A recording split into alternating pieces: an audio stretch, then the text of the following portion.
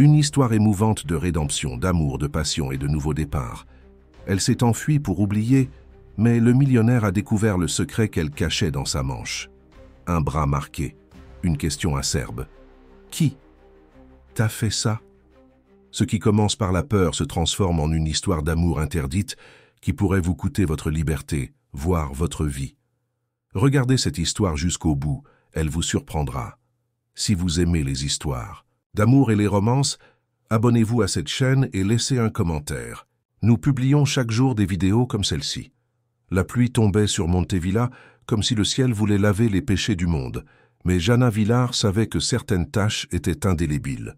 Elle colla son visage contre la vitre, embuée du bus, regardant le paysage devenir de plus en plus sauvage à mesure qu'il s'éloignait de la civilisation. 3 jours de voyage. 3 jours pour se convaincre qu'elle faisait le bon choix. 3 jours pour essayer d'oublier le son de sa voix au téléphone. « Tu ne peux pas me fuir éternellement, ma fille. Dieu m'a montré où tu es. »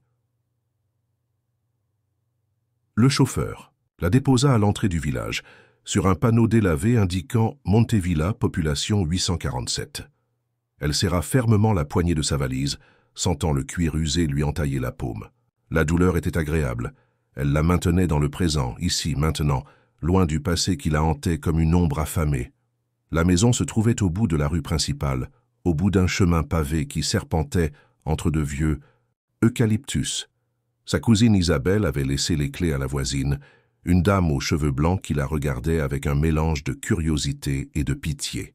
« Personne n'y habite depuis 2 ans, » dit la femme en lui tendant les lourdes clés.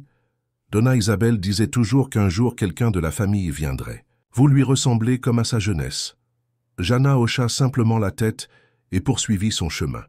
Le manoir se dressait à travers les arbres, telle une apparition gothique. 3 étages de pierre sombre, de hautes fenêtres couvertes de lierre et un balcon qui courait tout autour du rez-de-chaussée. C'était exactement comme Isabelle l'avait décrit dans ses lettres, un lieu où le temps s'arrêtait, où l'on pouvait disparaître complètement. Les clés claquèrent dans la serrure rouillée. La porte s'ouvrit en grinçant, révélant un hall d'entrée au sol de marbre recouvert d'une fine couche de poussière. L'odeur était celle du vieux bois, des livres, et d'une odeur sucrée qu'elle ne parvenait pas à identifier. Des roses séchées, peut-être. Elle laissa sa valise par terre et explora le rez-de-chaussée. Un salon aux meubles recouverts de draps blancs, une bibliothèque aux étagères qui s'étendait du sol au plafond, une cuisine ancienne mais fonctionnelle. Les chambres étaient au 1er étage et elle choisit la plus petite, donnant sur l'arrière de la maison. Elle ne voulait pas voir la route. Elle ne voulait pas voir qui pourrait arriver. La première semaine se passa en silence. Elle nettoyait la maison avec une obsession méticuleuse, comme si chaque meuble épousseté, chaque fenêtre nettoyée, était un pas de plus vers ce qu'elle avait laissé derrière elle. Elle découvrit qu'Isabelle avait un goût prononcé pour les livres. Les étagères contenaient des classiques brésiliens, des romans français, des livres de philosophie et même des traités sur les plantes médicinales. Jana prit ses habitudes. Se réveiller avec le soleil, préparer le café, lire à la bibliothèque jusqu'au crépuscule. C'est au cours de la 2e semaine qu'il est arrivé. Elle était dans la bibliothèque, pieds nus, blottie dans le fauteuil en cuir, lorsqu'elle entendit le bruit d'une voiture remontant l'allée. Son cœur s'emballa. Elle courut à la fenêtre et vit une BMW noire s'arrêter dans l'allée. Ce n'était pas la voiture qu'elle redoutait. Pire encore, c'était une voiture officielle et chère, du genre de celle que possèdent ceux qui posent des questions. L'homme qui sortit de la voiture n'avait pas l'air d'un policier. Il était grand, large d'épaules, vêtu d'un blazer sombre, ses cheveux noirs légèrement ébouriffés par le vent. Il regarda la maison avec l'expression de quelqu'un rentrant chez lui après un long voyage. Puis il sortit une clé de sa poche. Jana dévala les marches de marbre, manquant de trébucher sur l'ourlet de son pantalon de survêtement. Elle ouvrit la porte avant qu'il puisse utiliser la clé. « Qui es-tu » La voix était plus agressive que prévu. Il s'arrêta, la clé toujours en l'air, et la regarda de ses yeux gris foncés. « Dans Aragon, c'est ma maison. »« Ta maison. » Jana sentit le monde tourner légèrement. « Ce n'est pas possible. Isabelle m'a dit que je pouvais rester ici. » Isabelle était ma tante. Il rangea la clé et s'avança. Jana recula instinctivement. « Et toi » Jana. Jana Villard. Et Isabelle était la cousine de ma mère. Dante hocha lentement la tête, comme s'il assimilait l'information. Isabelle parlait toujours d'une nièce qui pourrait avoir besoin de la maison un jour. J'imagine que tu es cette nièce. La gêne brûlait les joues de Jana. Je ne savais pas que tu existais. Isabelle n'a jamais mentionné qu'elle avait un neveu. Si j'avais su, tu serais venu de toute façon. Ce n'était pas une question, c'était une affirmation. Il la regardait avec une intensité qui la rendait transparente. Les gens désespérés n'ont pas beaucoup de choix. Le mot « désespéré » la frappa comme une claque. Je ne suis pas désespéré. Non? Il monta les marches du porche et s'arrêta à quelques pas d'elle. Alors, tu es qui? Une touriste qui a décidé de passer ses vacances dans une maison abandonnée au milieu de nulle part? Jana croisa les bras, cachant instinctivement son bras gauche. Et vous? Que fait un homme d'affaires dans une maison abandonnée, au milieu de nulle part? Son expression changea imperceptiblement. Un muscle de sa mâchoire se tendit. Peut-être que je suis désespéré aussi. Ils se regardèrent en silence. Jana ressentit quelque chose d'étrange au fond d'elle-même. Un mélange de peur et de curiosité. Il y avait quelque chose en lui qu'elle reconnaissait en elle-même. Le poids de la fuite. La maison est grande, dit-il finalement. On peut la partager. Dante haussa un sourcil. Tu m'invites à rester chez moi? Je propose. C'est une solution pratique à un problème complexe. Il sourit presque. D'accord, je prends la chambre principale. Tu peux rester où tu es. Comment sais-tu où je suis? Ta valise est dans l'arrière-boutique, je l'ai vue par la fenêtre. Jana se sentit à nouveau exposée. As-tu l'habitude d'espionner les gens? Seulement quand ils vivent dans ma maison sans permission. Il y avait quelque chose de provocateur dans sa voix, mais pas de malicieux. C'était comme s'il testait ses limites. Jana se demandait combien de personnes osaient le défier. À son allure, elle devinait qu'elles étaient peu nombreuses. « Je vais faire du café », dit-elle en se tournant pour entrer dans la maison. « Jana. » Sa voix la fit s'arrêter. « Pourquoi caches-tu ton bras ?» Son sang se glaça dans ses veines. Lentement, elle se retourna. « Je ne cache rien. » C'est vrai, depuis que tu as ouvert la porte, tu n'as pas arrêté de garder ton bras gauche derrière toi. Peut-être que je suis gaucher et que je n'aime pas faire des gestes. Peut-être. Il l'observa encore un instant. Mais je dirais que tu caches quelque chose. Et puisque nous allons partager cette maison, peut-être devrions-nous établir quelques règles de base. Quel genre de règles?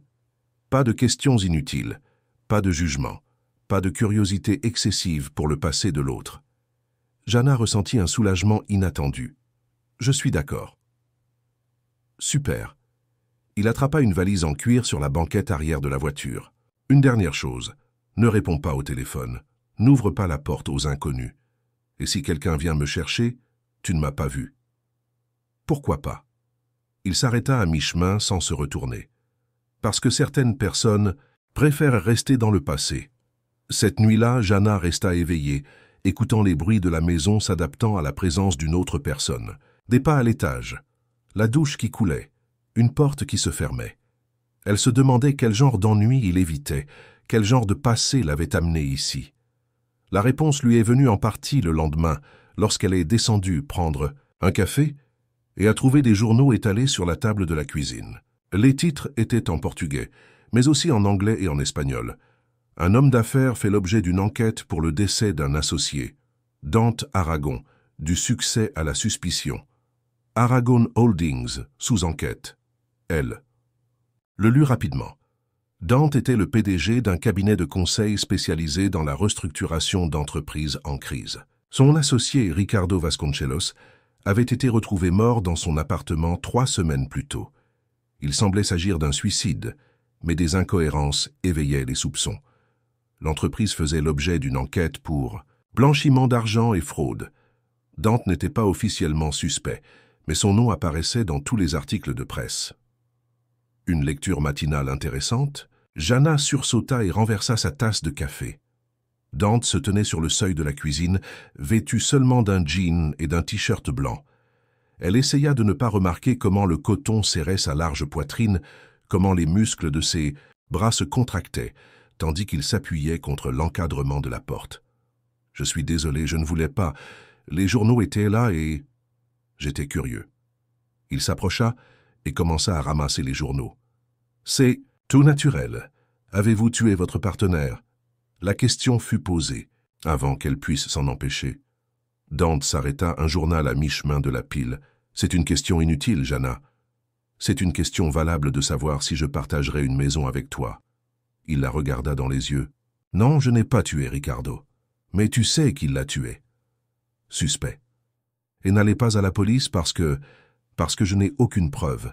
Et parce que la personne que je soupçonne a des liens qui pourraient transformer les soupçons en condamnation. Jana hocha la tête. Elle comprenait les gens qui ont des relations dangereuses. C'est pour ça que tu es là. En partie. Dante termina de ramasser les journaux et les jeta à la poubelle. Et toi? Pourquoi es-tu ici au juste? Parce que parfois fuir est le seul moyen de survivre. Fuir quoi? Jana hésita. Il y avait quelque chose dans sa façon de poser la question, sans pression, juste une curiosité sincère qui lui donnait envie de répondre. Mais elle n'était pas prête, pas encore.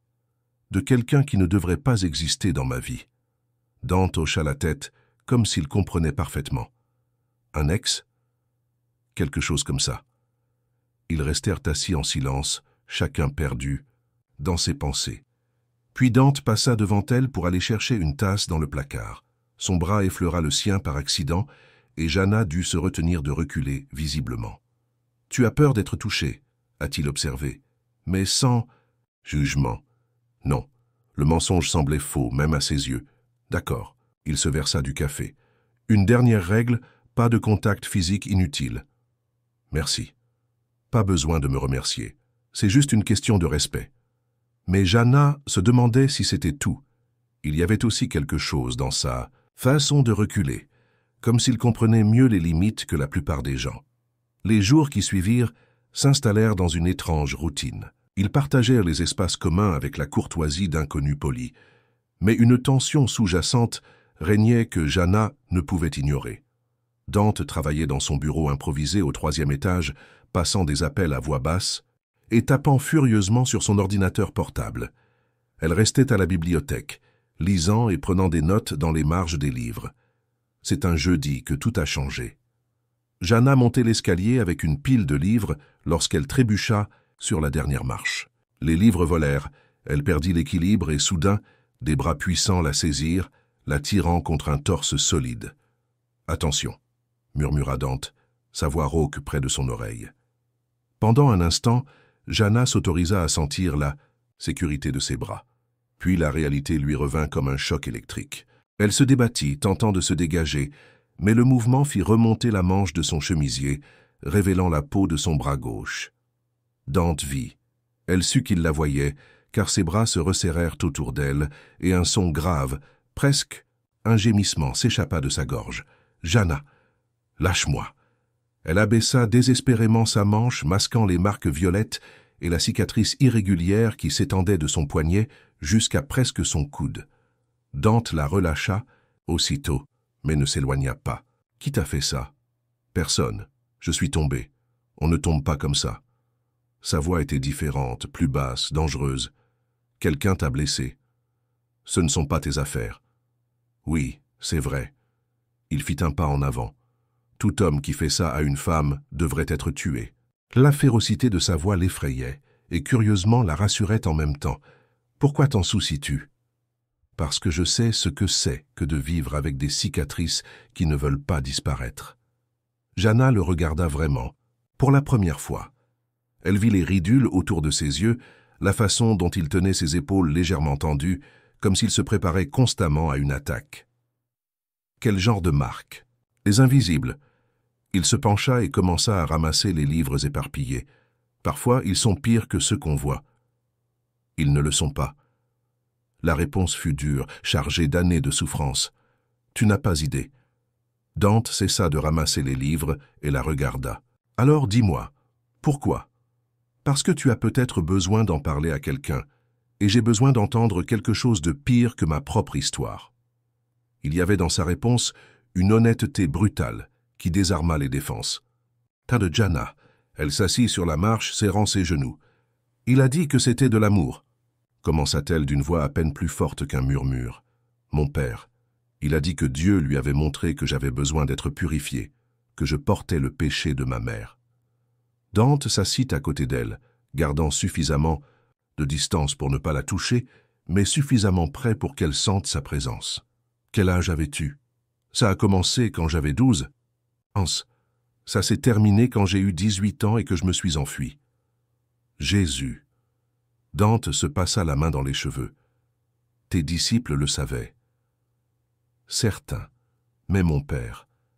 Il avait le don de convaincre les gens qu'il accomplissait la volonté de Dieu. La communauté croyait en lui. Ma mère croyait en lui. Et ta mère est partie? Jana rit, mais d'un rire amer. Ma mère l'a aidé à me tenir.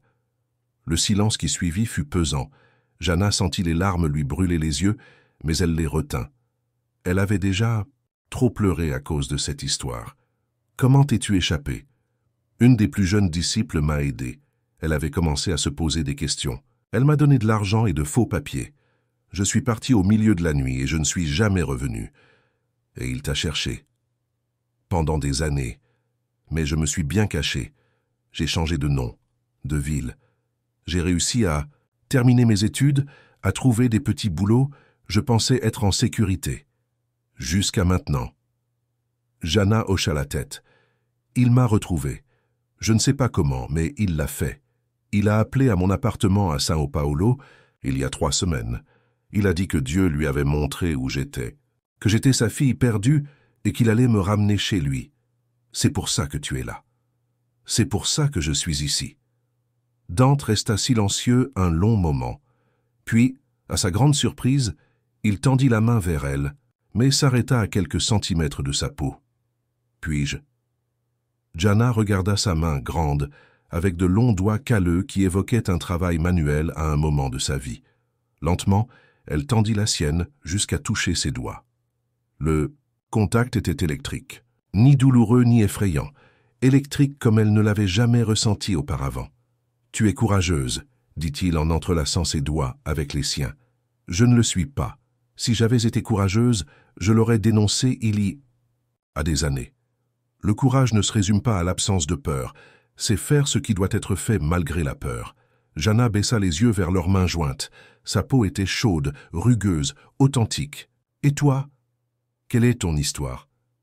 Dante soupira. « Ricardo n'était pas seulement mon associé, c'était mon meilleur ami depuis la fac. Il a découvert que quelqu'un utilisait notre entreprise pour blanchir l'argent de la drogue. Quelqu'un avec un accès privilégié. OMS, mon ex-femme, Elena, le nom était prononcé comme une malédiction. Elle travaillait au service financier. Elle avait accès à tout. Quand Ricardo l'a découvert, il me l'a dit. J'ai confronté Elena. Elle a tout nié, disant que Ricardo inventait des histoires, parce qu'il avait toujours été amoureux d'elle. Tu l'as cru? Au début. Dante serra la main de Jana. Elena était toujours très convaincante. Mais Ricardo a continué à enquêter. Il a obtenu des preuves. Le jour où il devait me montrer les documents, il a été retrouvé mort. Et tu penses qu'elle... Je la connais. Elena a des relations. Son père est juge, la famille a de l'influence. C'est elle qui a dirigé l'enquête contre moi. Pourquoi n'as-tu pas fait part de tes soupçons à la police? Parce que je n'ai aucune preuve. Ricardo est mort avant de pouvoir me montrer ce qu'il avait découvert. Elena a veillé à ce que toutes les pistes mènent à moi. Jana ressentit une vague de colère à son égard. Alors tu t'es enfui. Je me suis retiré stratégiquement. Mes avocats gèrent la situation pendant que je cherche un moyen de prouver la vérité. Et tu l'as trouvé? Dante la regarda dans les yeux. Pas encore, mais je n'abandonne pas. Il y avait une détermination dans sa voix que Jana reconnaissait.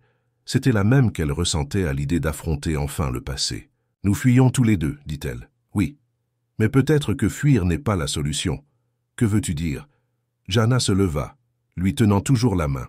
Il est peut-être temps d'arrêter de courir. Dante se leva également tout près d'elle. C'est dangereux, Jana. Je sais. Elle le regarda dans les yeux. Mais j'en ai assez d'avoir peur. Et je suis fatigué d'être accusé de crimes que je n'ai pas commis. Ils se tenaient là, à mi-hauteur de l'escalier, toujours main dans la main, et Jana sentit quelque chose changer entre eux. Ce n'était pas seulement une attirance physique, même si elle était bien présente. C'était une reconnaissance. 2 êtres blessés qui avaient à trouver l'un dans l'autre la possibilité de guérir. « Jana », dit Dante, la voix rauque. « Oui ?»« Si, Nous restons ici plus longtemps, je vais t'embrasser. Son cœur s'emballa. Et ça poserait problème? Ce serait compliqué. Pourquoi? Parce que tu as peur d'être touché. Et j'ai peur de blesser les gens qui me sont chers. Je tiens à toi aussi. La confession fut prononcée avant qu'elle puisse y réfléchir à 2 fois. Dante prit une profonde inspiration. Cela change tout, je sais. Il lâcha sa main et recula d'un pas. On devrait peut-être y aller doucement. Jana ressentit un pincement au cœur, mais aussi un soulagement. Il avait raison. Tout était trop rapide, trop intense. Tu as raison. Mais Jana? Oui? Quand j'ai dit que tout homme qui vous fait du mal devrait être tué, je le pensais vraiment. L'intensité de sa voix la fit frissonner. Dante, ton père, s'il se montre ici, s'il essaie de te prendre, je le tuerai. Tu ne peux pas parler comme ça. Je peux et je le ferai. Certaines personnes ne méritent pas de vivre. Il y avait quelque chose dans son expression qui indiquait à Jana qu'il n'exagérait pas. Et pour la première fois depuis des années, elle se sentit véritablement protégée. « Merci », murmura-t-elle. « Pas besoin de me remercier. C'est juste une question de principe. » Mais Jana savait que c'était plus que ça. C'était le début de quelque chose qui pouvait les sauver ou les détruire complètement. Les jours qui suivirent, la confession dans l'escalier apportèrent une intimité prudente entre Jana et Dante. Ils commencèrent à partager leurs repas, d'abord en silence, puis avec des conversations hésitantes sur les livres, les panoramas des montagnes, les petits souvenirs qu'il était facile de partager. Jana découvrit que Dante était une cuisinière étonnamment douée pour un homme d'affaires habitué aux restaurants chics, et il découvrit qu'elle avait un rire bas et sincère lorsqu'elle se sentait en sécurité. C'était un vendredi matin, lorsque Jana fut réveillée par le son d'un piano venant du rez-de-chaussée. Elle descendit pieds nus, suivant la musique jusqu'au salon, qu'elle n'avait pas encore entièrement exploré. Dante était assis devant un piano à queue recouvert d'un tissu blanc, ses doigts glissant sur les touches dans une mélodie mélancolique qui semblait raconter une histoire de perte. Elle s'appuya contre l'encadrement de la porte, observant son large dos voûté sur son instrument, son entière concentration sur son profil. Il y avait quelque chose de vulnérable dans sa façon de jouer, comme si la musique était le seul langage qui lui permettait d'exprimer certaines émotions. La musique s'arrêta brusquement lorsqu'il remarqua sa présence. « Désolé, je ne voulais pas te réveiller. »« Tu ne t'es pas réveillé, c'était magnifique. » Jana entra dans la pièce, ses pieds nus silencieux sur le tapis persan. « C'est toi qui l'as composé ?»« Non, c'est Chopin, Nocturne numéro 2. » Dante pivota sur son tabouret, lui faisant face. « Ma mère en jouait quand j'étais enfant. »« Habituée ? Elle est morte quand j'avais 15 ans. Un cancer. » Il passa ses doigts sur les touches sans appuyer, ne produisant qu'un murmure. « Après ça, mon père est devenu différent. » Jana s'approcha. « Différent en quoi ?»« Violent. Ivre. Il tenait tout le monde responsable de sa mort. Surtout moi. »« Pourquoi ?» Dante rit, mais son rire était amer. « C'est parce que je suis né prématuré. Elle a eu des complications à l'accouchement. Il disait toujours que sans moi, elle aurait vécu plus longtemps. Cela n'a aucun sens d'un point de vue médical. Les hommes violents sont rarement raisonnables. » Dante se leva du banc. « Il m'a frappé beaucoup jusqu'à ce que je sois assez grand pour lui rendre l'appareil. » Jana sentit son cœur se serrer. « Quel âge avais-tu » ? 17 ans. Le jour de mes 18 ans, j'ai quitté la maison et je n'y suis jamais retourné. Il est mort 3 ans plus tard. Cirrhose. Je suis vraiment désolé. Ne le sois pas. Il a choisi sa propre voie. » Dante s'approcha d'elle. « Mais je comprends pourquoi tu as peur d'être touché par les hommes. J'ai dû apprendre que tous les hommes ne sont pas comme mon père. » « Et tu as réussi ?»« La plupart du temps. » Il s'arrêta à quelques centimètres d'elle. « Mais parfois, quand je suis en colère, je le vois en moi. Et ça me fait peur. » Jana tendit la main et toucha sa poitrine, sentant son cœur battre fort sous sa paume. « Tu n'es pas lui. » « Comment peux-tu en être sûr ?»« Parce que les hommes violents ne se soucient pas d'être violents. Ils le sont, tout simplement. » Dante lui couvrit la main. « Tu es sûr de ça ?»« Je le suis. » Elle fit un pas en avant. « Tu as peur de me faire du mal. Mon père ne l'a jamais fait. »« Jana, touche mon visage. »« Quoi ?» Touche mon visage. Je veux ressentir ce que ça fait d'être touché par quelqu'un qui se soucie de moi. La respiration de Dante devint saccadée. Lentement, il leva sa main libre et toucha sa joue du bout des doigts. Le contact était si doux qu'elle le sentit à peine, mais il suffisait à lui faire monter les larmes aux yeux. « Est-ce que ça fait mal ?» demanda-t-il, commençant déjà à retirer sa main. Non. Elle lui tenait le poignet, la main, posée sur son visage. Ça guérit? Ils restèrent ainsi un long moment, les yeux fermés, tandis qu'il observait chaque changement dans son expression. Puis Dante se pencha et l'embrassa sur le front, un contact doux comme une bénédiction. « Merci, » murmura-t-il contre sa peau. « Pourquoi?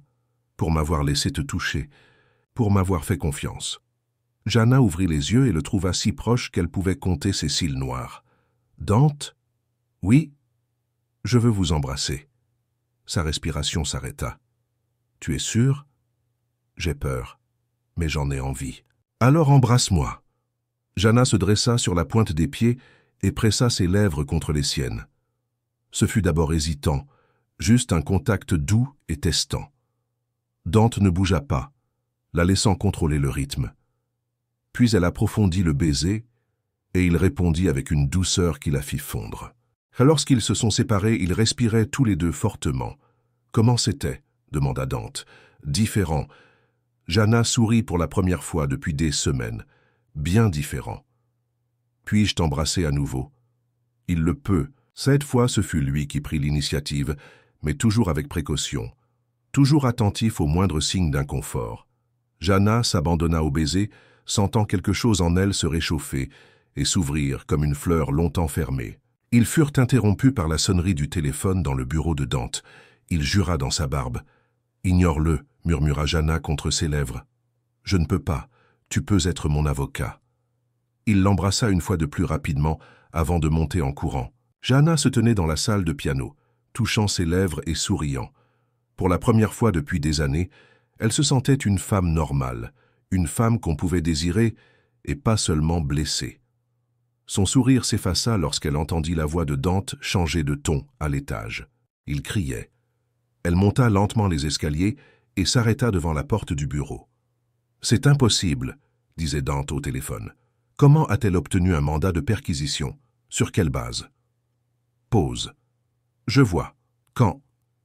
Une autre pause, plus longue. « Merde, très bien. Fais ce que tu peux pour retarder. » Il raccrocha et resta là, les mains posées sur la table, la tête baissée.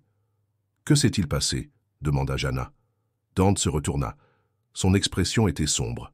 « Elena a réussi à convaincre un juge que j'avais des preuves cachées ici. Il va y avoir une perquisition à la maison. »« Quand ?»« Après-demain, lundi. » Jana sentit la panique lui monter à la gorge. « Vont-ils trouver quelque chose ?»« Il n'y a rien à trouver, mais Elena est intelligente. Elle a peut-être caché quelque chose. Comme elle a une clé. Nous étions mariés, elle connaît cette maison. » La peur de Jana se transforma en colère. « Alors on ne peut pas rester ici. Je ne peux pas partir. Si je m'enfuis maintenant, ils penseront que je suis coupable. Et si je restais? Si je reste, je pourrais être arrêté sur la base de preuves fabriquées. » Jana s'approcha de lui. « Alors, il faut d'abord trouver les vraies preuves. Jana, c'est dangereux. Elena n'est pas seulement une femme trahie, elle fréquente des gens dangereux. Et mon père n'est pas dangereux. Sa voix était plus forte qu'elle ne l'aurait voulu. Dante, j'ai passé toute ma vie à fuir les gens dangereux. J'en ai assez. » Dante l'observa. « Que suggères-tu ?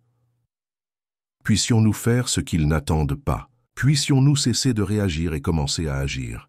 Cela signifie trouver Elena, confrontez-la, forcez-la à admettre la vérité. Elle ne l'admettra jamais. Alors, nous devons lui faire admettre cela. » Il y avait quelque chose dans la voix de Jana qui fit reculer Dante. « Jana, à quoi penses-tu ? » « Je pense que les gens comme Elena et mon père ne comprennent qu'une seule langue, la force. Tu n'es pas une personne violente. » « Non. » Elle le regarda droit dans les yeux. « Mais j'apprends à être quelqu'un qui se défend. » Dante resta silencieux un long moment. Puis il hocha lentement la tête. « D'accord. Mais on fait ça à ma façon. Planifié. Calculé. »« Je suis d'accord. Et ensuite, nous nous occuperons de ton père. » Jana frissonna. Tu crois qu'il va venir ici? J'en suis sûr. Les hommes comme lui n'abandonnent pas, surtout quand ils ont l'impression de perdre le contrôle. Comme si c'était un sombre présage, à ce moment-là, ils entendirent le bruit de verre brisé en bas. Dante poussa immédiatement Jana derrière, lui attrapant une batte de baseball qu'il gardait derrière la porte. « Reste ici. »« Non, j'irai avec toi. »« Jana. »« Ensemble. Tu te souviens ?» Il la regarda et hocha la tête. « Ensemble, mais derrière moi. » Ils descendirent l'escalier en silence. Le salon était en désordre. Les meubles étaient renversés, les papiers éparpillés. Les tableaux jonchaient le sol. Les tiroirs du bureau ancien étaient ouverts, leur contenu répandu sur le tapis. « Merde, » marmonna Dante. « Ils sont toujours là ?» murmura Jana. « Je ne sais pas. » Ils parcoururent la maison, inspectant chaque pièce. La bibliothèque avait également été saccagée. Des livres étaient jetés par terre, des pages arrachées. Dans la cuisine, les placards étaient ouverts. De la vaisselle cassée gisait par terre. C'est dans le hall d'entrée qu'ils ont trouvé le message. Sur le vieux miroir qui se trouvait près de la porte, écrit au rouge à lèvres en grandes lettres irrégulières. « Elle est à moi. » Jana sentit ses jambes faiblir. Dante lui attrapa le bras. « C'était lui, » murmura-t-elle. « Mon père, il m'a trouvé. » « Comment peux-tu en être sûr ?» Ces mots, il les disait toujours. « Tu es à moi, Jana. Dieu t'a donné. » À moi. C'est comme ça qu'il justifiait tout. Dante regarda autour de lui, évaluant les dégâts. Cherchait-il quelque chose ou essayait-il de te faire peur? Les deux. Jana s'éloigna du miroir. Il veut que je sache qu'il peut me trouver n'importe où, et il cherchait probablement quelque chose à utiliser contre moi. Comme quoi? Je ne sais pas. Des documents, des photos, quelque chose qui prouve que je suis sa fille. Dante fronça les sourcils. En quoi cela aurait-il de l'importance? Parce que... Jana hésita. Il y avait quelque chose qu'elle n'avait jamais dit à personne. Parce que je ne suis pas seulement sa fille, je suis son héritière. Héritière de quoi? De la communauté, des biens, de l'argent. Elle s'assit lourdement sur une chaise encore debout. Mon père a bâti un empire grâce à l'Église. Propriété, investissement, donation. Tout est au nom de l'Église, mais légalement, en tant qu'enfant unique, j'hérite s'il lui arrive quelque chose. Dante s'agenouilla devant elle. De combien d'argent parlons-nous? Des millions, des dizaines de millions. Jésus, c'est pour ça qu'il veut me récupérer. Ce n'est pas seulement une obsession, c'est aussi un intérêt financier. Si je reviens, je pourrai signer des documents lui transférant officiellement tout. Si je meurs, elle déglutit difficilement. Si je meurs, il héritera comme le plus proche parent. C'est pour ça que tu n'as jamais appelé la police. Ce n'était pas seulement par peur. C'était une question d'instinct, de survie. Tant que je me cachais, il ne pouvait pas me forcer à signer quoi que ce soit ni me tuer sans éveiller les soupçons. Dante se leva et commença à arpenter la pièce. Ça change tout. Pourquoi? Parce qu'il est pressé. S'il découvre où tu es, d'autres pourraient te le découvrir aussi. Avocat, autorité, journaliste, il doit régler cette affaire au plus vite. Comment résoudre? Ou en te convainquant de revenir volontairement. Dante s'arrêta et la regarda. Ou en éliminant le problème. Le silence qui suivit fut pesant. Jana savait que Dante avait raison. Son père avait toujours été calculateur derrière une façade religieuse. Alors, qu'est-ce qu'on fait? D'abord, on sort d'ici. Cette maison n'est plus sûre. Où aller? J'ai une idée. Mais d'abord, Dante s'approcha d'elle. Jana, il y a quelque chose que je dois te dire. À propos d'Elena. Quoi? Ce n'est pas seulement mon ex-femme. Elle a été élevée dans une famille très conservatrice. Son père est lié à plusieurs sectes au Brésil. Jana sentit son sang se glacer. Tu crois? Je ne pense pas que ce soit une coïncidence si ton père t'a trouvé juste après qu'Elena ait découvert que tu étais ici. Comment l'a-t-elle découvert? Elle a dû demander à quelqu'un de me suivre ou de pirater mon téléphone. Elle a des ressources. Donc ils travaillent ensemble. C'est possible. Dante s'assit à la table en face d'elle. Elena veut me détruire. Ton père veut te récupérer. Peut-être ont-ils conclu un marché. Jana se leva brusquement. Je dois appeler quelqu'un. Pour qui? À la femme qui m'a aidé à m'échapper il y a des années. Sarah. Si elle est encore en vie, elle pourrait avoir des informations sur ma mère. Ta mère? Dans les reportages que j'ai lus sur la communauté de mon père, ils n'ont jamais parlé de ce qui lui était arrivé. Si elle est morte, si elle est toujours là... Jana décrocha le téléphone.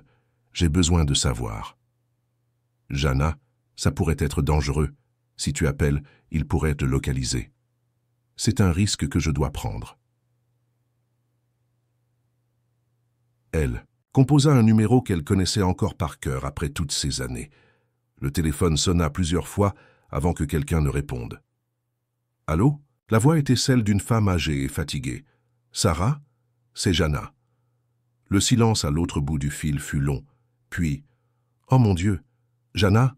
Où es-tu? » Peu importe. Sarah, j'ai besoin de savoir ce qui se passe avec ma mère. C'est ta mère. La voix de Sarah se fit encore plus basse. Jana, ta mère est vivante. Le monde tournait autour de Jana. Quoi? Elle est en vie, mais elle ne va pas bien. Son père lui donne des médicaments. Il dit qu'elle fait des dépressions nerveuses depuis ton départ. Quel genre de médicaments? Sédatifs, antipsychotiques. Elle reconnaît à peine les gens. Jana avait la nausée. Où est-elle?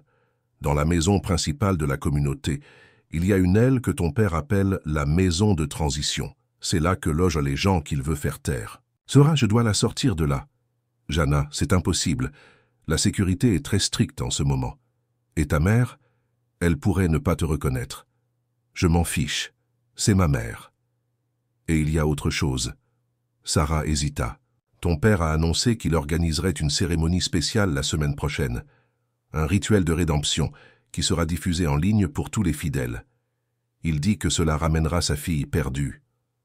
Le sang de Jana se glaça. Il est sûr qu'il me retrouvera. Jana, quitte le pays. Va loin, il a des gens partout qui te recherchent. Je ne peux plus courir, Sarah. Alors tu mourras. L'appel fut coupé. Jana resta là, le téléphone éteint à la main. Qu'a-t-elle dit? Demanda. Dante et Jana lui raconta tout. Quand elle eut fini, Dante avait une expression sombre. Ensuite, nous avons une semaine. A-t-il dit. Pourquoi? Pour en finir, Helena, ton père, toute cette histoire? Dante s'approcha d'elle. Jana, ce que je vais te suggérer va te paraître insensé. Parlez. Nous leur donnerons exactement ce qu'ils veulent. Je ne comprends pas. Tu retourneras dans la communauté de ton père. Dante, non. Écoute-moi. Tu reviendras, mais pas comme la fille perdue. Tu reviendras comme l'héritière qui a découvert ses droits. C'est du suicide. Pas si tu n'es pas seul. Dante lui prit les mains. Jana, fais-moi confiance, j'ai un plan. Quel genre de plan? Le genre qui libérera ta mère, détruira ton père, et en même temps me donnera les preuves dont j'ai besoin contre Helena. Comme? Parce qu'Helena ne résistera pas à l'opportunité d'être présente quand tu seras rédempté. Elle voudra te voir anéantir en personne. Jana le regarda dans les yeux. Il y avait là quelque chose qui la calmait et la terrifiait à la fois. Et si ça tourne mal? Alors nous mourrons ensemble. Ce n'est pas très réconfortant. Dante sourit pour la première fois depuis des jours, mais c'est honnête. Jana prit une grande inspiration. D'accord, mais à une condition. Lequel? Si je fais ça, je veux passer une nuit. Une nuit où je serai une femme normale avec un homme qui me veut pour ce que je suis, pas pour ce que je représente ou ce que je possède. L'expression de Dante changea. Jana, est-ce que tu me désires? Tu sais que je le fais. Alors montre-moi, ce soir. Fais-moi oublier tout le reste. Dante s'approcha d'elle, si près qu'elle sentit la chaleur de son corps. Tu es sûr? Je suis sûr que si je dois mourir la semaine prochaine, je veux savoir ce que c'est que d'être aimé en premier. Tu ne mourras pas. Promesse? Je te le promets. Il lui toucha le visage des deux mains. Et je te montrerai exactement ce que c'est que d'être aimé. La promesse dans sa voix fit se contracter le bas-ventre de Jana. Pour la première fois de sa vie, elle n'avait plus peur de ce qui allait suivre. À l'extérieur de la maison, caché parmi les arbres, un homme aux cheveux gris observait les lumières vaciller aux fenêtres. Il souriait, révélant ses dents jaunies par la fumée de cigarette. « Je t'ai trouvé, ma fille, » murmura-t-il. « Papa arrive. » La nuit tomba sur Montevilla comme un voile noir, apportant avec elle un calme qui semblait irréel après la tension de la journée. Jana se tenait dans sa chambre, devant le miroir antique, contemplant son propre reflet. Pour la première fois depuis des années, elle ne vit pas une victime la regarder en retour. Elle vit une femme qui avait pris une décision. Elle avait changé de vêtements, choisissant une robe simple trouvée dans le placard d'Isabelle, d'un bleu marine qui faisait ressortir ses yeux. Ce n'était pas par vanité, c'était pour elle-même, pour cette nuit où elle serait juste Jana, pas la fille fugueuse, pas l'héritière menacée, juste une femme désirée et désirée. Le léger coup frappé à la porte la fit se retourner. « Entrez !» dit-elle, sa voix plus ferme qu'elle ne l'aurait cru. Dante ouvrit lentement la porte. Il avait pris une douche et enfilé une simple chemise blanche et un pantalon sombre. Mais c'était l'expression de son visage qui lui fit oublier comment respirer. Il y avait du désir, certes, mais aussi quelque chose de plus profond, du respect, comme si elle était quelque chose de précieux qu'il avait peur de briser. « Tu es magnifique », dit-il, mais il ne bougea pas de la porte. « Tu ne vas pas. Entrez. »« Je le ferai. Je veux juste m'assurer que c'est vraiment ce que tu veux. » Jana s'approcha de lui et s'arrêta à quelques centimètres. « Dante, j'ai passé 10 ans de ma vie à être touché par quelqu'un qui prétendait m'aimer, mais qui me faisait du mal. Je veux savoir ce que ça fait d'être touché par quelqu'un qui se soucie vraiment de moi. Et si je ne sais pas comment faire? Et si je te blesse accidentellement ?» Elle tendit la main et toucha sa poitrine, sentant son cœur battre plus vite. « Alors arrête. Dis-moi d'arrêter. On arrête. » « Est-ce si simple? » « C'est aussi simple que ça. » Dante lui couvrit la main. « Jana, il y a quelque chose que je dois te dire avant. Parler. Je suis tombé amoureux de toi. » Les mots tombèrent entre eux comme une confession murmurée à l'église. Jana sentit une tension dans sa poitrine, un mélange de joie et de terreur. « Moi aussi, » murmura-t-elle. « Moi aussi, je suis tombée amoureuse de toi. » Ce fut Dante qui s'avança le premier, se penchant pour l'embrasser. Mais cette fois, ce n'étaient pas les baisers hésitants du matin. Il y avait une urgence, la conscience qu'il n'y aurait peut-être pas de lendemain. Jana répondit avec une intensité qui la surprit, ses mains se posant sur ses cheveux, l'attirant plus près. Lorsqu'ils se séparèrent pour respirer, ils étaient tous les deux haletants. « Tu es sûr ?» demanda-t-il à nouveau. « Absolu. » Dante la souleva et la fit rire doucement. « Qu'est-ce qu'il y a? Personne ne m'a jamais porté comme ça, comme si j'avais de la valeur. Tu es la chose la plus précieuse que j'ai jamais tenue entre mes mains. » Il la déposa délicatement sur le lit, assise à côté d'elle. La lumière de la lune filtrait par la fenêtre, créant des motifs argentés sur leur peau. « Puis-je enlever ta robe ?» demanda-t-il. Jana hocha la tête, mais quand il commença à déplacer ses mains vers les boutons, elle attrapa ses poignets. « Dante, tu vas voir des choses, des cicatrices, des marques. Ils font partie de toi, et je vous aime tous, même les pièces cassées, surtout les parties cassées, parce qu'elles me montrent à quel point tu es fort. » Jana relâcha ses poignets. Dante déboutonna lentement sa robe, embrassant chaque parcelle de peau découverte. Lorsqu'il vit les marques sur son bras, les vieilles cicatrices sur son épaule, il marqua une pause, puis doucement, il les embrassa toutes. « Tu es parfaite, » murmura-t-il contre sa peau. « Je ne le suis pas. Pour moi, tu l'es. » S'ensuivit une lente danse de découverte. Dante la toucha comme si elle était de verre, attentif à chacune de ses réactions, à chaque respiration. Et Jana, pour la première fois de sa vie, s'autorisa à ressentir du plaisir sans culpabilité, sans peur, sans douleur.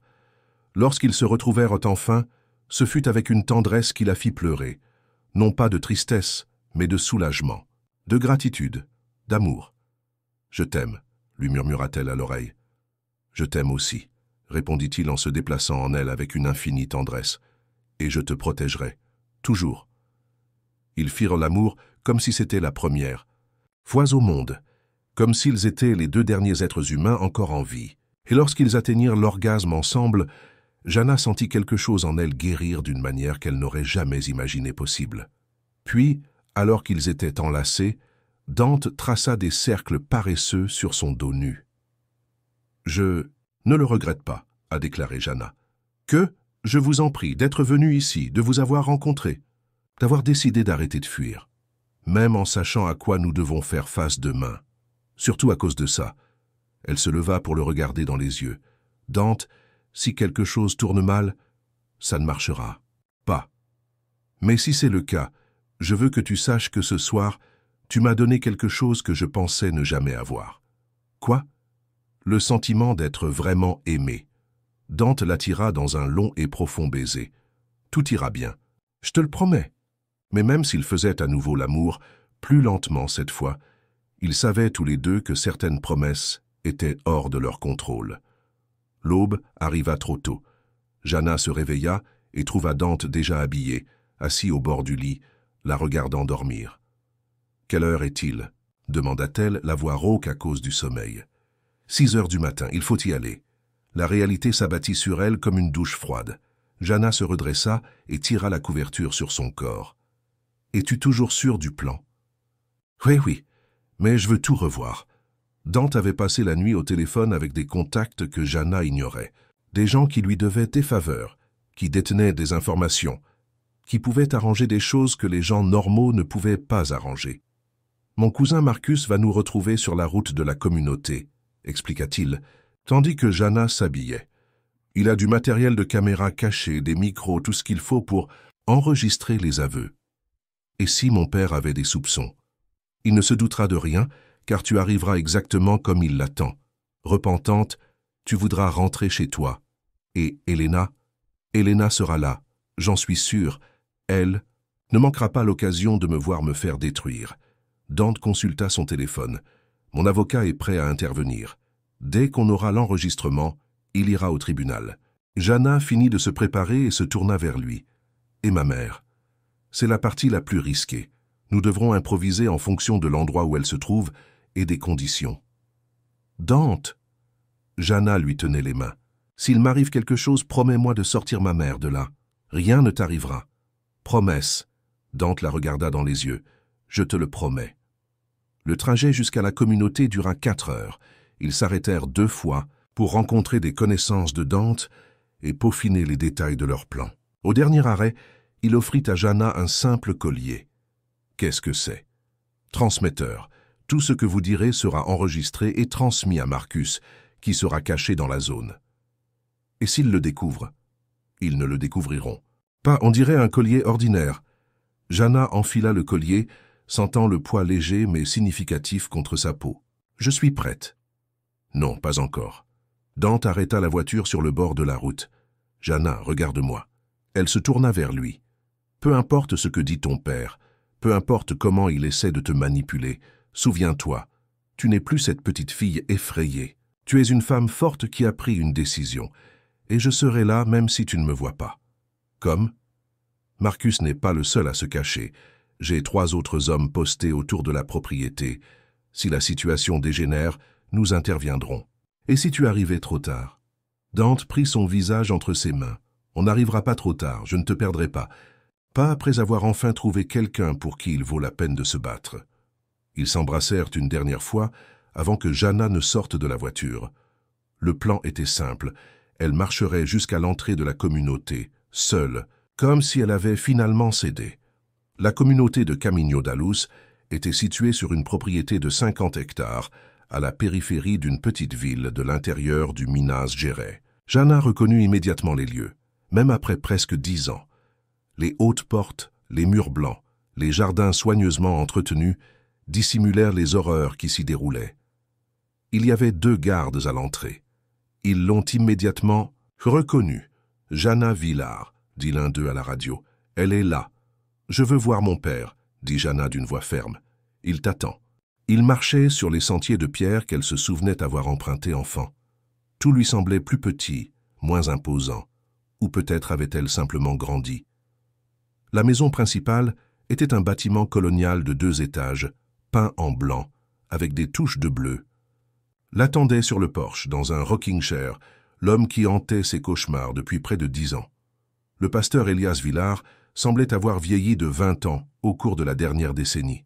Ses cheveux étaient complètement blancs, son visage marqué de rides profondes, mais son regard était le même, froid, calculateur, hypnotiquement persuasif. « Ma fille perdue », dit-il en se levant de sa chaise. « Elle est enfin rentrée à la maison. » Jana monta lentement les marches du porche. « Papa, tu as grandi, tu es devenue plus belle. Il s'approcha comme pour la serrer dans ses bras, mais elle recula instinctivement. « Où est ma mère ?» Anna se repose. Elle était très secouée quand tu es parti. Elle a dû être soignée. Je veux la voir. Bien sûr, mais d'abord il faut qu'on parle. Il y a beaucoup de choses à régler. Elias la conduisit dans la maison. La pièce principale était exactement comme Jana s'en souvenait. Un mobilier simple, des crucifix au mur, une atmosphère d'austérité forcée. Une femme était assise dans un fauteuil dos à la porte. « Jana, je veux te présenter une amie. Elena, voici ma fille. » La femme se retourna et Jana dut se retenir pour ne pas la reconnaître. Elena Aragon était exactement comme sur les photos du journal, blonde, élégante, avec un regard froid qui observait tout autour d'elle. « Ravi de te rencontrer enfin. » me dit Elena en lui tendant la main. « Ton père m'a tant parlé de toi. »« Je peux imaginer, » répondit Jana en lui serrant brièvement la main. « Elena a grandement bénéficié à notre communauté, » a expliqué Elias. « Elle comprend l'importance de ce que nous faisons ici. »« Et que fais-tu exactement ici ?» demanda Jana, sachant qu'elle devait poser les bonnes questions pour l'enregistrement. « Nous sauvons des âmes, » répondit Élie, « surtout des âmes perdues. »« Comme la tienne. »« Je n'étais pas perdu. J'étais libre. »« Libre ?» rit Élie. « Ma fille, tu as vécu dans le péché, travailler, vivre seul, rejeter les enseignements de Dieu. Ce n'est pas la liberté, c'est la perdition. Et quelle est l'alternative? Redevenir ta prisonnière? Prisonnier? La voix d'Élie se fit plus dure. Je t'ai tout donné, un toit, de la nourriture, une éducation spirituelle, et surtout, je t'ai donné un but. Dans quel but? Servez Dieu à travers moi. Jana se sentit nauséeuse, mais continua. Comment faisais-je mon service avant? Tu sais comment faire. Dis-le. Je veux t'entendre le dire. Élie la fusilla du regard. Tu étais mon instrument de purification. Dieu m'a montré que par toi, je pouvais me purifier de mes péchés. Et comment ça a marché? Jana, arrête de poser ces questions. Stupide. Tu sais très bien comment ça marche. Je ne sais pas, explique-moi. Explique-le aussi à Elena, elle est nouvelle ici. Elena s'agita, mal à l'aise. Elle ne s'attendait visiblement pas à cette conversation. Ton père m'a dit que tu étais une fille rebelle qui s'était enfuie de chez elle, dit Elena. Mais il n'a pas donné de détails sur les méthodes disciplinaires. Oh, non, Jana se tourna vers Elena. Alors, je tiens à préciser une chose. Mon père me violait depuis mes 12 ans. Il disait que c'était la volonté de Dieu, que j'avais besoin d'être purifié par lui. Le silence dans la pièce était assourdissant. Elena avait visiblement pâli. « Jana !» tonna Élie. « Comment oses-tu parler de rites sacrés? Comme ça? Des rites sacrés ?»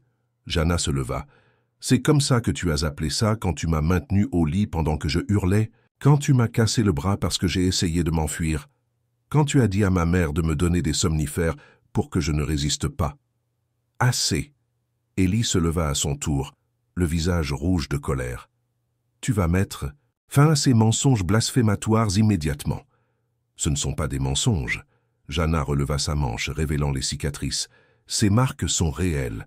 La douleur que j'ai ressentie est réelle. Ce que tu m'as fait est réel. » Elena se leva brusquement. « Je ne savais pas. Elias, tu m'as dit que... » « Elena, ne la crois pas, » dit Elias rapidement. « Elle a toujours menti. Elle invente des histoires pour attirer l'attention. »« Alors explique-moi les cicatrices, » dit une voix depuis la porte. Tout le monde se retourna. Dante se tenait sur le seuil de la pièce, entouré de 2 hommes que Jana ne reconnaissait. « Pas? Comment es-tu entré ici » cria Élie. « Par la porte d'entrée. Vos gardes sont quelque peu indisposés en ce moment. » Elena s'adossa au mur. « Dante, que fais-tu ici? Chercher la vérité, c'est quelque chose que vous semblez avoir du mal à faire. »« Je ne sais pas de quoi tu parles. »« Tu ne sais pas ?» s'approcha Dante. « Tu ne sais pas que tu as passé un marché avec cet homme, que tu as promis de me livrer en échange d'informations sur la façon de détruire ma réputation? »« Ah, ce n'est pas vrai, mon n'est-ce pas ?» Dante sortit un téléphone de sa poche. « Parce que j'ai ici l'enregistrement d'une conversation entre vous deux sur ce sujet précis. » Elena regarda Elias paniqué. « Tu avais dit qu'il n'y aurait pas d'enregistrement. »« Tais-toi » siffla Elias. Trop tard pour se taire, Helena, dit Dante, surtout après ce qu'on vient d'entendre. Qu'as-tu entendu? Tout. Dante désigna le collier de Jana. Chaque mot que ton ami a dit à propos du viol de sa propre fille a été enregistré et transmis aux autorités. Elias bougea brusquement et sortit une arme de la poche de sa veste. Personne ne sort d'ici. Papa, non, hurla Jana. Tu as tout ruiné, tout ce que j'ai construit. Elias pointa son arme sur elle. Mais je ne te laisserai pas détruire mon héritage. Quel héritage? S'écria Jana. Une communauté bâtie sur le mensonge, sur les abus, sur l'extorsion. C'était un empire, des millions de réaux, des dizaines de propriétés, et tout cela m'appartenait de droit. C'était à moi de droit, corrigea Jana. Je suis l'héritière légale. Tu l'as toujours su. C'est pour ça que tu as dû revenir, pour signer le transfert. Et si je refusais, alors tu mourrais dans un tragique accident. Et j'hériterais étant ton seul parent vivant. Helena était appuyée contre le mur, sous le choc. Elias, tu ne m'avais pas dit que tu comptais tuer quelqu'un. Je n'avais pas prévu de tuer qui que ce soit jusqu'à ce que cette petite garce décide de tout révéler. Exposer quoi? Une nouvelle voix se joignit à la conversation. Tout le monde se retourna. Une femme se tenait dans l'embrasure de la porte menant aux chambres. Elle était mince, le regard vitreux, mais Jana la reconnut immédiatement. « Maman », murmura-t-il. Anna Villard s'approcha d'un pas hésitant. « Jana, c'est... vraiment toi ?»« C'est moi, maman. »« Anna, retourne dans ta chambre » ordonna Elias, mais il ne retira pas l'arme de Jana. « Non !» Anna continua de s'approcher. « Elias, que se passe-t-il ici ?»« Rien qui te concerne. Tout ce qui concerne ma fille me concerne. » Anna était plus proche, et Jana voyait que malgré les médicaments, le regard de sa mère était clair. « Jana, pourquoi es-tu partie? Pourquoi m'as-tu abandonnée ?» Jana sentit les larmes lui brûler les yeux. « Maman, j'ai essayé de te le dire. J'ai essayé de te dire ce qu'il me faisait. » Que faisait-il? « Anna, tais-toi et retourne dans ta chambre !» cria Elias. « Non !» Anna se tourna vers son mari, et pour la première fois depuis des années, sa voix était pleine de force. « Elias, qu'as-tu fait à notre fille ?»« Il m'a violée, maman, » dit Jana d'une voix brisée. « Depuis que j'ai 12 ans, et toi, Joe, tu me tenais les bras. » Anna devint pâle comme un linge. « Non, ce n'est pas vrai. C'est vrai. Tu m'as donné des somnifères. Tu as dit que c'était la volonté de Dieu. » Je ne me souviens pas. Anna porta les mains à sa tête. « Elias, dis-moi que ce n'est pas vrai. » « Anna, tu étais malade. Tu ne savais pas ce que tu faisais. »« Je le savais, » s'écria soudain Anna, tous les médicaments semblant avoir été évacués d'un seul coup. « Mon Dieu, je le savais, et je l'ai laissé faire. »« Mère. »« Non. » Anna se tourna vers Jana, les larmes aux yeux. « Comment peux-tu me pardonner? »« Ça, comment? Parce que tu étais aussi sa victime. »« Anna, arrête !» Elias pointa son arme sur sa femme. « Tu vas la fermer ou je vais devoir te la faire taire. » C'est à ce moment-là que tout s'est produit. Anna s'est jetée devant Jana. Dante s'est avancé pour désarmer Elias. Le coup est parti. Le cri de Jana résonna dans toute la maison lorsqu'elle vit sa mère tomber au sol, du sang se répandant sur sa robe pâle. « Non !» Jana s'agenouilla à côté de sa mère. « Jana, désolé, désolé, » murmura Anna. « Maman, reste avec moi. Tout ira bien. » Dante avait réussi à désarmer Elias et à le plaquer au sol. Helena était recroquevillée dans un coin en état de choc total. « Appelez une ambulance !» cria Dante à l'un des hommes. Jana tenait sa mère dans ses bras, essayant d'arrêter le saignement. « Maman, tout ira bien. On va s'en sortir. Ensemble. »« Non, je ne peux pas. » Anna toucha le visage de sa fille d'une main tremblante. « Mais maintenant tu es libre. » Ne parle pas comme ça. L'argent et la propriété, tout est à toi maintenant. Utilise-le pour le bien.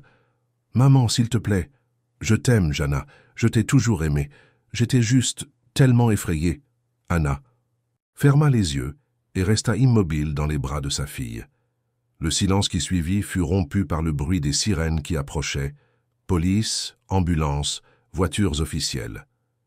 Elias était menotté lorsqu'il regarda Jana une dernière fois. « Tu as tout détruit », dit-il avec une haine pure. « Non », répondit Jana, tenant toujours sa mère morte dans ses bras. « Je me suis libéré. » Les mois qui suivirent furent un tourbillon de dépositions, d'audiences, de procédures judiciaires et de thérapies.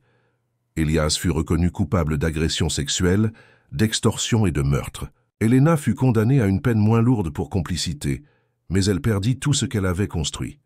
La communauté a été dissoute, les propriétés vendues, l'argent distribué aux victimes identifiées au fil des ans. Jana a hérité d'une fortune, mais plus importante encore, elle a hérité de sa liberté.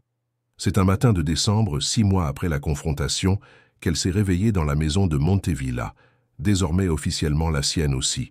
Puisque Dante avait insisté pour partager la propriété et a trouvé Dante dans la cuisine en train de préparer du café. « Bonjour », dit-il, en l'embrassant doucement. « Bonjour ». Elle s'appuya contre lui, respirant l'odeur familière. « As-tu bien dormi ?» C'est mieux que ça ne l'a été depuis des mois. C'était vrai, les cauchemars avaient diminué pour tous les deux. La thérapie les aidait. Et surtout, ils étaient ensemble. « Dante ? Oui ? Est-ce que tu regrettes quelque chose ?» Il se recula pour la regarder dans les yeux. « Que ferais-je » pour m'être impliqué avec une femme aussi compliquée. « Sharana Villar, écoute-moi. » Il prit son visage entre ses mains. « Tu n'es pas compliquée, tu es courageuse, tu es forte. Tu es la femme la plus incroyable que j'ai jamais rencontrée. Même avec tout ce drame, tout ce traumatisme ?» Con, principalement pour ça, parce que ça m'a montré qu'il est possible de survivre à tout, et que ça vaut la peine de se battre pour ceux qu'on aime. Jana sourit, son premier sourire vraiment heureux depuis longtemps. « Je t'aime. Je t'aime aussi, et je t'aimerai, toute ma vie. Promesse ? Je te le promets. » Ils s'embrassèrent, dans la cuisine sous le soleil matinal qui filtrait à travers les fenêtres, et Jana sut qu'elle était enfin chez elle, non pas dans une maison de pierre et de bois, mais dans une maison faite d'amour, de confiance et de la promesse qu'elle ne serait plus jamais seule. Dehors, Montevilla s'éveillait à un autre jour, mais à l'intérieur de la vieille maison, 2 êtres qui s'étaient perdus dans le monde se retrouvaient enfin, et plus rien d'autre n'avait d'importance. L'amour avait gagné, enfin,